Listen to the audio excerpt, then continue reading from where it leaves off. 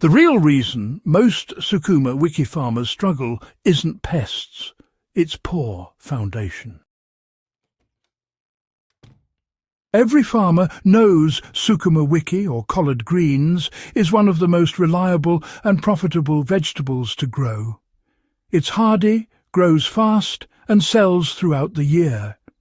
Yet visit 10 farms, and you'll find only 2 with dark green, healthy leaves that fetch premium prices.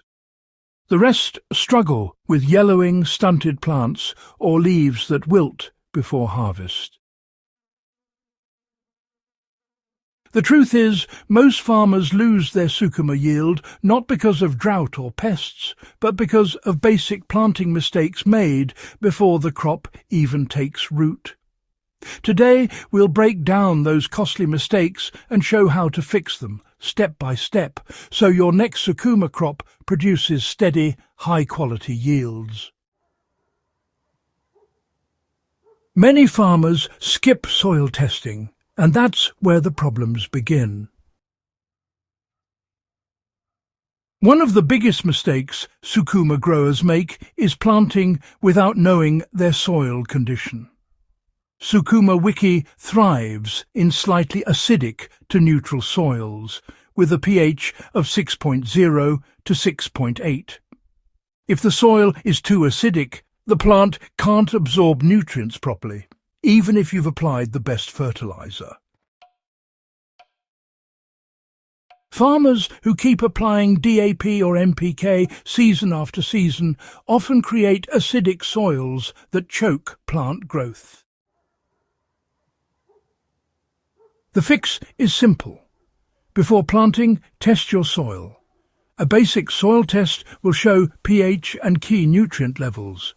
If the pH is below 6.0, apply agricultural lime at 2 tons per acre, or roughly 1 handful per planting hole 2 weeks before transplanting. Mixing the lime well into the soil helps neutralize acidity, unlocking nutrients for better root uptake. You'll see the difference in greener leaves and stronger early growth. Over-fertilizing or using the wrong fertilizer ratio burns young plants. Sukuma Wiki is a leafy crop, so nitrogen is key to lush growth. But, many farmers go wrong by dumping too much fertilizer at once or using the wrong blend at the wrong time. Some plant directly with CAN or urea, thinking it will give the seedlings a strong start, only to find the roots burnt within days. The best approach is to start gently. During transplanting, use a phosphorus-rich fertilizer like DAP, that's 10-26-10, to stimulate root growth. Apply 1 teaspoon per hole and mix it well with the soil before placing the seedling. Once the plants are established and reach knee height, top dress with CAN, 26% nitrogen, at a rate of 1 tablespoon per plant every 3 weeks, depending on rainfall or irrigation. Always apply fertilizer about 5 centimeters from the stem and cover lightly with soil to prevent loss or burning.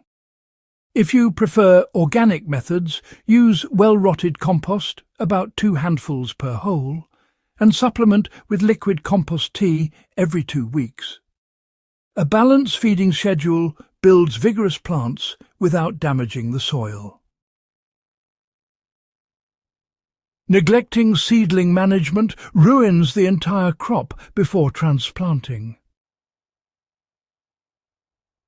Seedlings determine your final yield. Yet many farmers rush this stage, using poor quality seeds, overcrowded nurseries, or failing to harden seedlings before transplanting. Overcrowded seedlings become tall and weak, making them prone to transplant shock and pests like aphids. Start by sowing seeds in raised nursery beds, 1 metre wide, mixing 1 wheelbarrow of compost for every 2 square metres of nursery soil. Sow seeds lightly in shallow lines, spaced 10 centimeters apart, then cover with a thin layer of fine soil or sand. Water gently every morning until germination.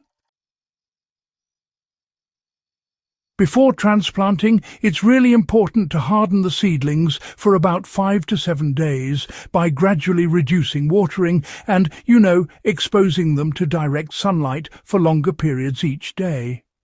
This helps the plants adapt to field conditions and, reduces transplant shock. Only transplant when seedlings have around 4 to 6 true leaves and a strong stem. Spacing determines how well Sukuma grows and, honestly, how easy it is to manage pests.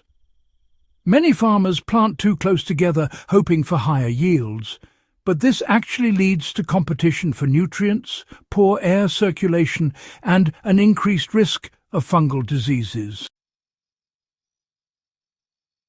The ideal spacing for Sukuma is 45 centimeters between plants and 60 centimeters between rows. This spacing ensures each plant receives enough sunlight, nutrients, and airflow. If you're planting in beds, it's best to limit each bed to 3 rows to make weeding and spraying manageable. Proper spacing also simplifies pest management, as pests like aphids and whiteflies spread quickly in dense canopies. You'll spend less on pesticides and get healthier, heavier leaves. Sukuma Wiki requires consistent moisture during the first 3 to 4 weeks after transplanting. Yet many farmers water irregularly, causing the roots to dry or rot. The plant becomes stunted and yield drops drastically. For best results, water every morning and evening for the first 10 days after transplanting. Once established, shift to deep watering twice a week, depending on your soil type and weather. Sandy soils need more frequent watering, while clay soils retain moisture longer. Avoid watering in the heat of the day, as this causes rapid evaporation and weakens the plant. Using mulch made from dry grass or crop residues helps retain soil moisture, keeps roots cool, and prevents weeds from competing with your Sukuma for nutrients. Farmers often forget crop rotation and end up with pest build-up. Growing Sukuma on the same land season after season is a silent yield killer. The Brassica family, which includes Sukuma, cabbage and kale, attracts the same pests and diseases, especially diamondback moths and cutworms. Without rotation, these pests multiply in the soil, attacking every new crop. The rule is simple. Rotate Sukuma with legumes like beans, peas or groundnuts every season. Legumes fix nitrogen into the soil, improving fertility for your next Sukuma crop. It's important to avoid rotating with other brassicas, as that really defeats the purpose. For example, after one Sukuma season, follow with beans for one season before returning to Sukuma. This natural cycle keeps your soil fertile and pest pressure low without relying heavily on chemicals. Neglecting pest and disease scouting allows small issues to explode. By the time you see holes on leaves or curling edges, pests have already settled in. Many farmers only spray after visible damage, which is honestly too late. Early detection is key. Make it a routine to inspect your crop every 2 to 3 days, especially early in the morning. Always look under the leaves for aphids, caterpillars and whiteflies. If you spot early infestations, use neem oil, 50 milliliters per 20 liters of water, or pyrethrum-based organic sprays before reaching for harsh chemicals. Consistent monitoring really reduces the need for emergency spraying and, helps preserve beneficial insects. In conclusion, success with Sukuma starts long before harvest.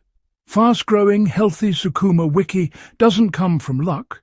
It comes from disciplined management and attention to detail. Avoiding common mistakes like skipping soil tests, misusing fertilizer, neglecting spacing, or ignoring pest management can honestly transform your results in just one season. When you combine healthy seedlings, proper feeding, and consistent water management, you'll not only get dark green leaves, but also extend your harvest cycle by several months. For more practical field-tested guides on boosting yields and improving farm practices, subscribe to Husbandry YT and share this video with fellow growers. Let's keep building smarter, more sustainable farms, one Sukuma field at a time.